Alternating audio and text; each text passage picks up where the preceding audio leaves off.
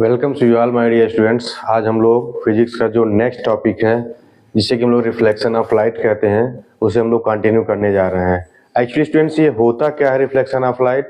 ये जो reflection of light होता है अगर उसे हम लोग डिफाइन करें कुछ इस तरह से डिफाइन करेंगे। It is the phenomena of bouncing of light to the same medium after striking the surface. अगर कोई भी लाइट रे किसी सरफेस के ऊपर इंसिडेंट कर रहा है तो इसे हम लोग क्या कहेंगे? इंसिडेंट लाइट कहेंगे।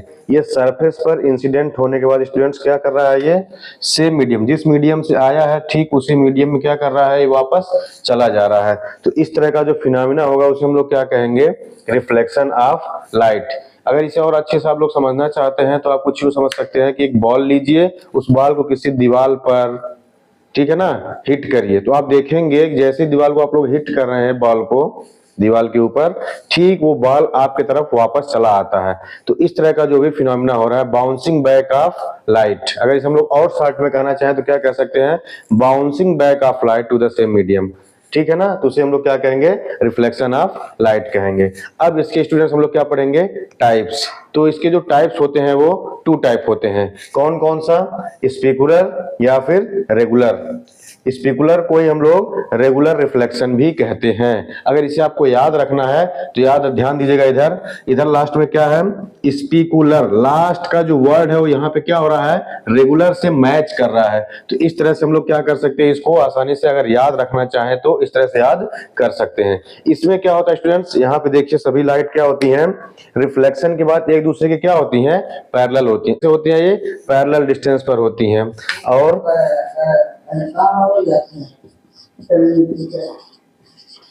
आफ्टर रिफ्लेक्शन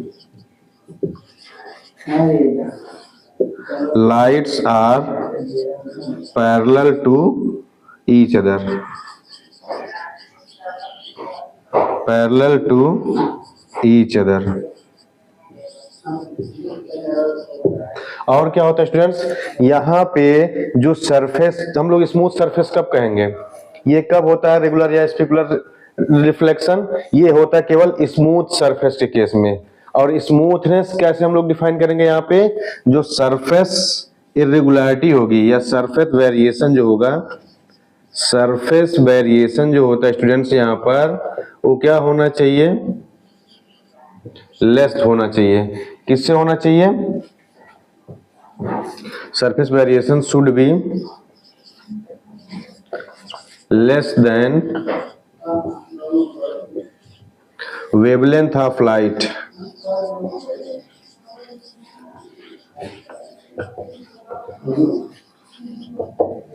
तो यहाँ पे हम क्या कहना चाह रहे हैं कि जो सरफेस का वेरिएशन है, यानी कि यहाँ पे जो सरफेस की इरेगुलरिटी है, वो जो लाइट यहाँ पे इंसिडेंट हो रही है उसके वेवलेंथ से क्या होना चाहिए? कम होना चाहिए, ताकि ये स्मूथली आसानी से क्या कर सके? रिफ्लेक्ट कर सके। और जो यहाँ पे रेगुलर रिफ्लेक्शन होता है वही क्या करता है? एक अच्छा ब्राइट इमेज फॉर्म करता है। तो यहाँ पे जो इमेज फॉर्म होगा वो कैसा होगा? Image form will be bright.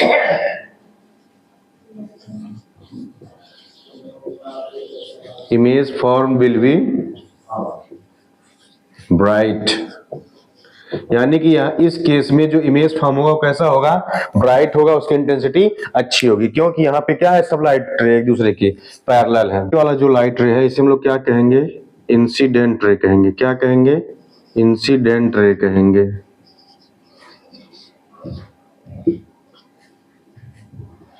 और ये वाला जो लाइट रे है इसे हम लोग क्या कहते हैं? रिफ्लेक्टेड रे कहते हैं।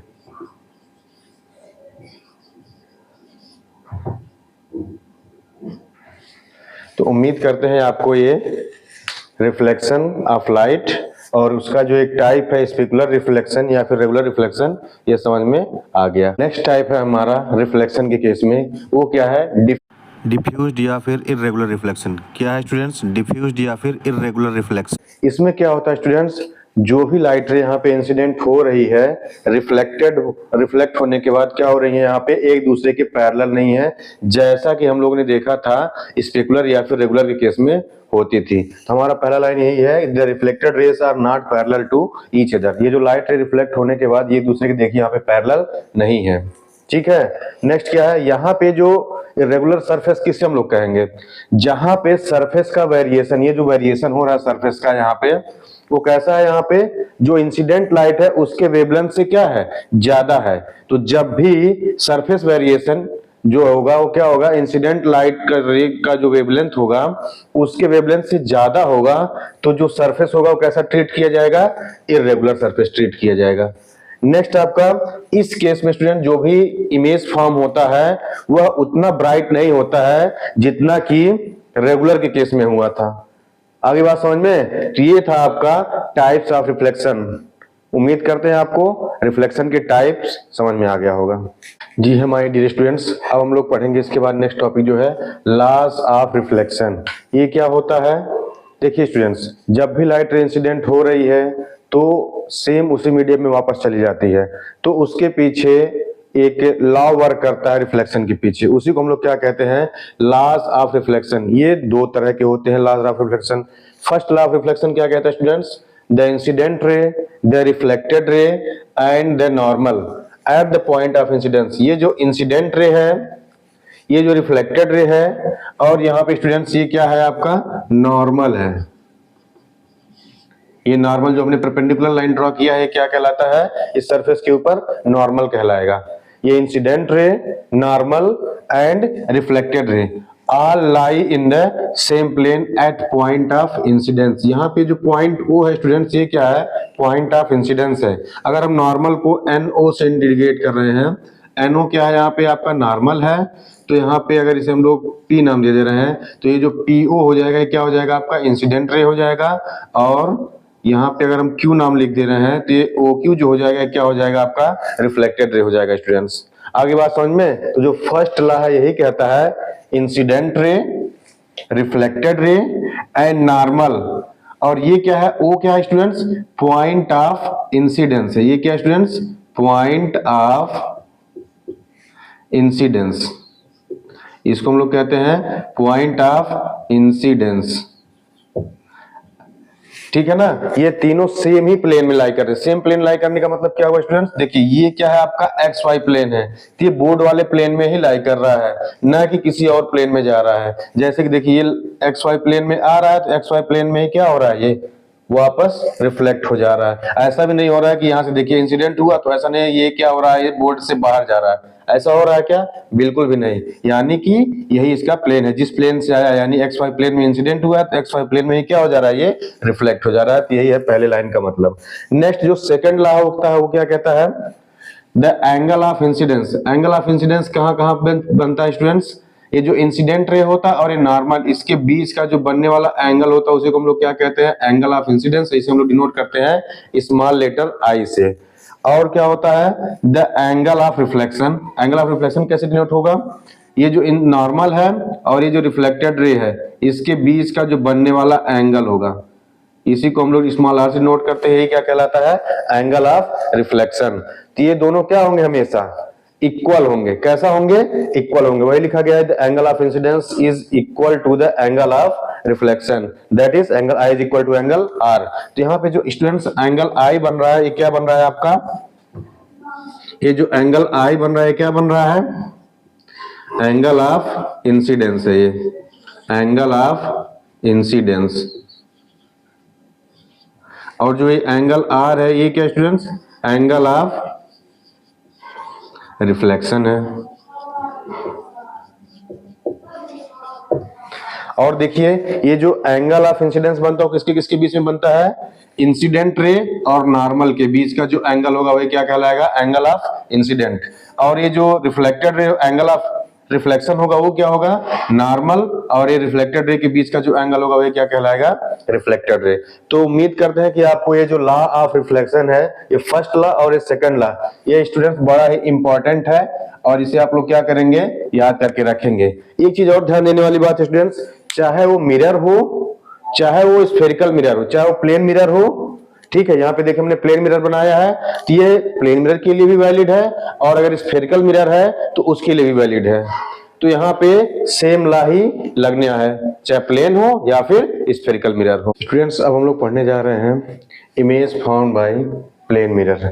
चलिए देखते हैं किस तरह से यहाँ पे इमेज जो होता है प्लेन मिरर में फॉर्म होता है। जब भी हम लोग मॉर्निंग के टाइम पे स्कूल जा रहे होते हैं, कॉलेज जा रहे हो या फिर ऑफिस जा रहे होते हैं, तो हम सभी लोग अपना चेहरा एक बार थोड़ा सा कंघी करने के लिए जरूर देखते हैं मिरर के अंदर। तो वहाँ पे जो प्लेन मिरर इमेज फॉर्म कर रहा होता है हमारा, वो किस तरह से फॉर्म होता है, इसकी वर्किंग को हम लोग समझने चल रहे हैं। तो चलिए समझते हैं और देखते हैं किस तरह से फॉर्म होता है इमेज। तो यहाँ पे स्टूडेंट्स हम लोग सबसे पहले क्या बनाएंगे, एक प्लेन मिरर जो कि पीछे पॉलिशिंग हो रखा है मिरर के पीछे, ठीक है। मान लीजिए यहाँ पे कोई पॉइंट ऑब्जेक्ट है, यहाँ पर इस पॉइंट ऑब्जेक्ट को हम लोग क्या कह रहे हैं, ओ हम अपने आसानी के लिए समझने के लिए क्या बना रहे हैं, पॉइंट ऑब्जेक्ट कंसीडर कर रहे हैं, ठीक है। अब हमें एटलीस्ट किसी भी रे डायग्राम को बनाने के लिए हमें एटलीस्ट किसी भी इमेज को बनाने के लिए हमें एटलीस्ट 2 रेज की जरूरत पड़ती है। तो यहाँ से हम लोग 2 रेज लेंगे। सबसे पहले एक रेज हम लोग यहाँ पे कुछ इस तरह से लिया हमने, और सेम एंगल ऑफ इंसिडेंस पे, जितने एंगल ऑफ इंसिडेंट पे लाइट रे यहाँ पे इंसिडेंट हुआ है, सेम उतने ही एंगल ऑफ रिफ्लेक्शन पे क्या करेगा, यहाँ से वापस आ जाएगा, रिफ्लेक्ट हो जाएगा अपने सेम मीडियम में। तो ये लाइट रे इंसिडेंट हुआ और ये क्या होगा, रिफ्लेक्टेड। ये जो नॉर्मल के साथ एंगल बना रहा है उसे हम लोग क्या कह दे रहे हैं स्टूडेंट्स, I1 कह रहे हैं।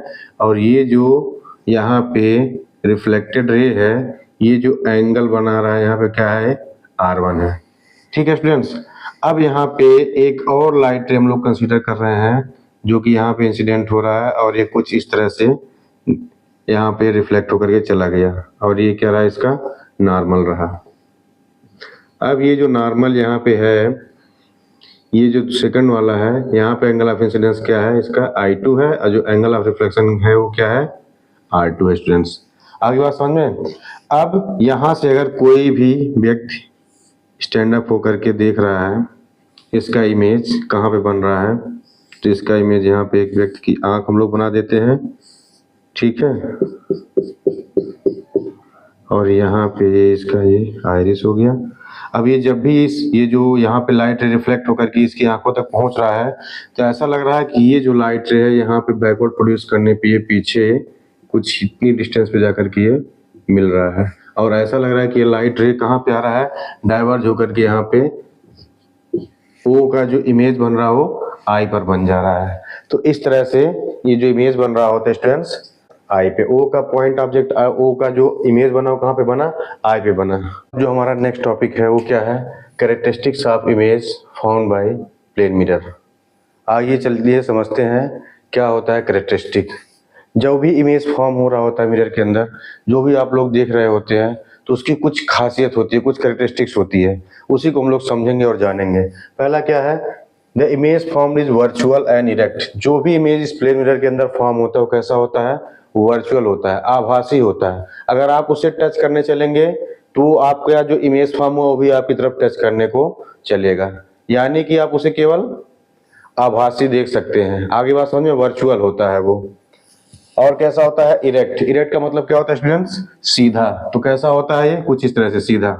आप सीधे हैं तो आपका इमेज भी कैसा बनेगा, वहां पे सीधा बनेगा, इरेक्ट बनेगा। आगे बात समझ में।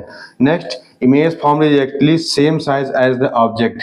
यहाँ पे जो आप लोग इमेज देख रहे होते हैं मिरर के अंदर, वो सेम साइज का होता है। आपका इमेज आपके हाइट के बराबर ही दिख रहा होता है, ना छोटा ना बड़ा। आगे बात समझ में। नेक्स्ट क्या आता है, इमेज फॉर्म्ड लैटरली इन्वर्टेड। आप वहां पे देखेंगे लैटरली इन्वर्टेड का मतलब क्या होता है स्टूडेंट्स, अगर आप अपना लेफ्ट ईयर को होल्ड करेंगे तो आपका जो इमेज होगा मिरर के अंदर वो अपना राइट ईयर को क्या करेगा, होल्ड करके रखेगा। और अगर आप अपना राइट ईयर को होल्ड कर रहे हैं तो जो इमेज फॉर्म होगा मिरर के अंदर वो अपना क्या करेगा, लेफ्ट वाला होल्ड करेगा। यानी लेफ्ट का राइट और राइट का लेफ्ट जो हो जाता है मिरर के अंदर, वही क्या कहलाता है, लैटरली इन्वर्टेड या फिर लैटरल इन्वर्जन कहते हैं। नेक्स्ट आता है स्टूडेंट्स, यहाँ पे जो डिस्टेंस होता है, ये जो इमेज डिस्टेंस है मिरर से वह सेम होता है, उतने ही डिस्टेंस पे इमेज फॉर्म होता है जितने की डिस्टेंस पे क्या होता है, ये ऑब्जेक्ट होता है इस मिरर से। आगे बात समझ में। तो इन दोनों का जो डिस्टेंस होता है वो सेम होता है। अगर ये आपका 1 मीटर पे फॉर्म है, ऑब्जेक्ट स्टैंड अप है, तो जो मिरर बने उसका इमेज बनेगा मिरर के अंदर वो भी क्या होगा, 1 मीटर के डिस्टेंस पे होगा। आगे बात समझ में। अगर ये 20 सेंटीमीटर पे है ऑब्जेक्ट, तो जो उसका इमेज बनेगा वो भी क्या होगा, प्लेन मिरर के केस की बात कर रहा हूं मैं, प्लेन मिरर में अगर ये 20 पर है तो ये भी क्या होगा, 20 सेंटीमीटर पर ही बनेगा। तो ये कुछ कैरेक्टरिस्टिक्स है इमेज के जो कि प्लेन मिरर फॉर्म होता है, ये बहुत ही ज्यादा इंपॉर्टेंट होता है स्टूडेंट्स। इसको आप लोग क्या करेंगे, लर्न करके रखेंगे, कभी न कभी किसी न किसी सेट में ये चीज पूछ ही लिया जाता है बोर्ड एग्जाम में स्टूडेंट्स।